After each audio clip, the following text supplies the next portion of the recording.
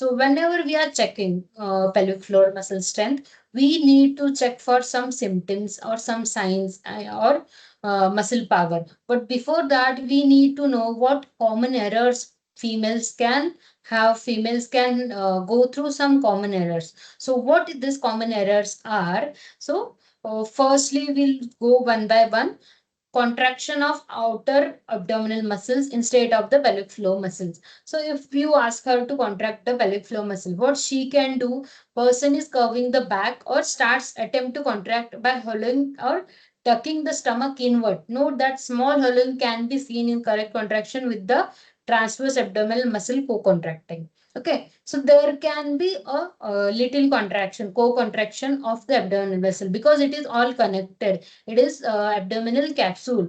But if excessive contraction is there, means what, patient is compensating her weak pelvic floor and she is hollowing her back, and that can be a error in assessment. Okay, so that we have to look for. Second is contraction of hip adductor muscles instead of the pelvic floor muscles. So when we ask patient to contract the pelvic floor, she may attempt to contract the adductor muscles of the hip, and that can be a error. Contraction of muscles of inner thigh. Next can be contraction of gluteal muscle instead of pelvic floor muscle. So sometimes your instructions are not clear or patient may not understand what actually she wants to do, she needs to do. So she can contract her buttock and gluteal muscles instead of contracting the pelvic floor muscles. So that we need to check by palpation or observation. Then patient stop breathing. So that is most important thing. During the pelvic floor contraction, patient should not stop her breath. So we have to monitor this by asking patient to count numbers 1 to 10. So if she is counting and if while counting the voice is changing, means what, she is holding the breath, that we need to check. Then enhanced inhaling. So person takes a deep inspiration, often accompanied by the contraction of abdominal muscles, and tries vigorously to lift up the pelvic floor by inspiration. So this can be again a cause error where patient is inhaling and then forcefully she is contracting. So that is again a error. She should breathe normally. Then straining. The person presses downwards when undressed. The perineum can be seen pressing in the caudal direction. The person has pelvic organ prolapse. The prolapse may protrude. So it's straining, like patient is consciously contracting the pelvic floor. So that is again a error in assessment. So patient should do what we are instructing her to do. Okay, so pelvic floor are not responsible for gross. So why we are learning this pelvic floor muscle training? Because pelvic floor are not responsible for gross motor movements alone, but work in synergy with the other trunk muscles. Therefore, pelvic floor dysfunction may lead to symptoms during movement and perceived restrictions in the ability to stay physically active. So that's why to stay physically active, we need a strong pelvic floor, and we need to understand pelvic floor muscle assessment and rehabilitation for being a physio. So it is not just women's health issue. It is sports physiotherapist also need this. Musculoskeletal physiotherapist also needs this. Neuro rehabilitation also needs pelvic floor rehabilitation. So that is not just one. What we can say, it is not just one specialty. It is overall.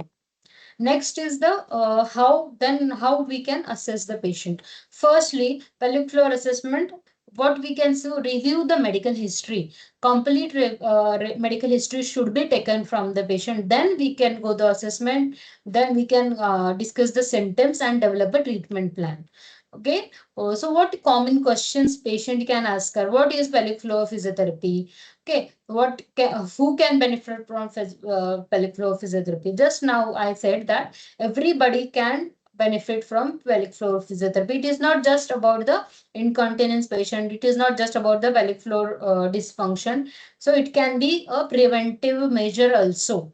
Okay, now how can it help? So how patient will ask you how it help. how it is going to help in me. So we can say that it will improve your bladder and bowel function. It will reduce your pain. It will strengthen your core because it is an abdominal capsule. It is going to strengthen. Okay, then they will ask you what treatment involves. So treatment usually includes exercises. It can be manual therapy sometimes. It can be biofeedback, and it can be a lifestyle modification. So it varies according to the patient's need. Yeah. So in this diagram, we can see that male and female pelvis. So in this diagram, we can just see here the narrow pelvic arch is there, and here wider pubic arch is there. Okay, so this angle is can be 50 to 80 degrees in male and in 100 to 90 to 100 degree in females. Okay, so pelvic floor examination. So muscle strength has defined as maximum force that can be exerted against a immobile object. Static isometric strength. Heaviest weight which maximum strength is measured through maximum voluntary contraction. So here we are not using any weight or any resistance here. The resistance is used, but it is in different way like we use in MMT. So here we will understand the grades first. What is modified Oxford grading for pelvic floor muscles? So grade 0 is no discriminable contraction. 1 can be very weak contraction, flicker, slight change in the tension. 2 can be a weak contraction. And 3, the moderate contraction with some squeeze and lift. So this is where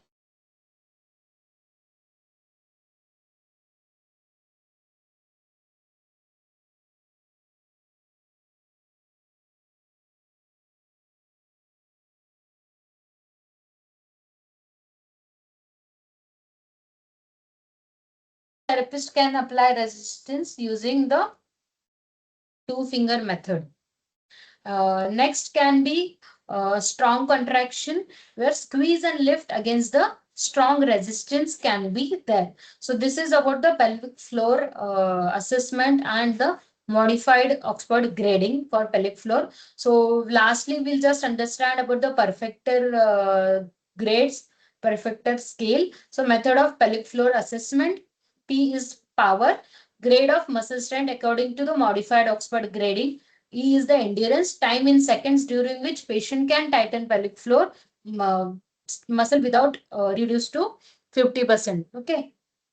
And then repetition, number of pelvic floor muscle contractions patient can perform allowing 4-second rest between each. Usually 10 repetitions are okay.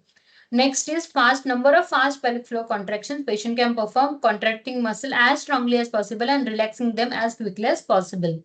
Okay, so that is most important thing to understand. Okay, so here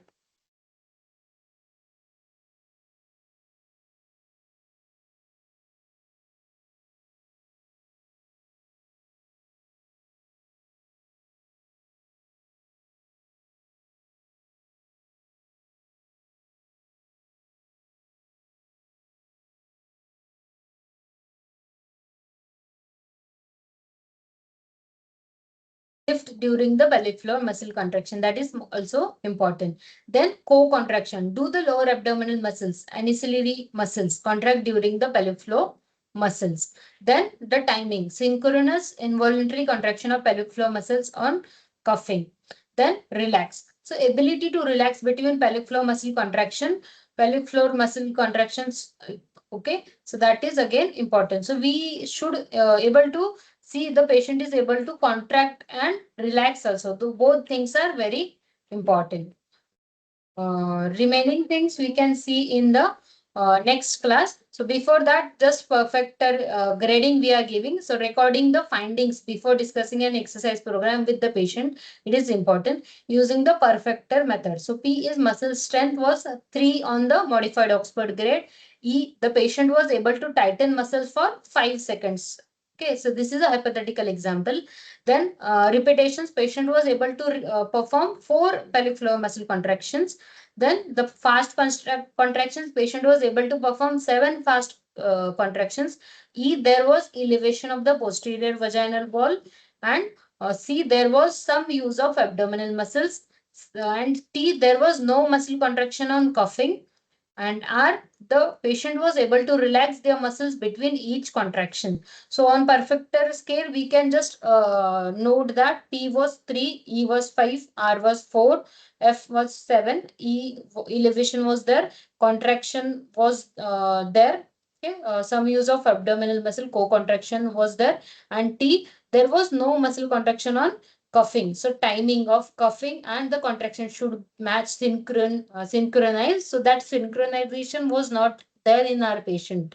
Okay. And R, the ability to relax, patient was able to relax. So here patient's problem can be with the timing. So whenever there is increased abdominal intra-abdominal pressure and coughing and sneezing, patient is not able to contract or synchronize the contraction. So that we need to teach her, that we can understand in the next lecture, that is part 2.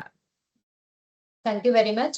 I would like to thank Sancheti Healthcare Academy, Dr. Parag Sancheti, Dr. Manisha Sangvi, and Dr. Radha Bhattar, Principal, uh, Sancheti Institute for Orthopedic Rehabilitation, College of Physiotherapy, for this opportunity, and the entire team of Physio TV for this wonderful opportunity for me.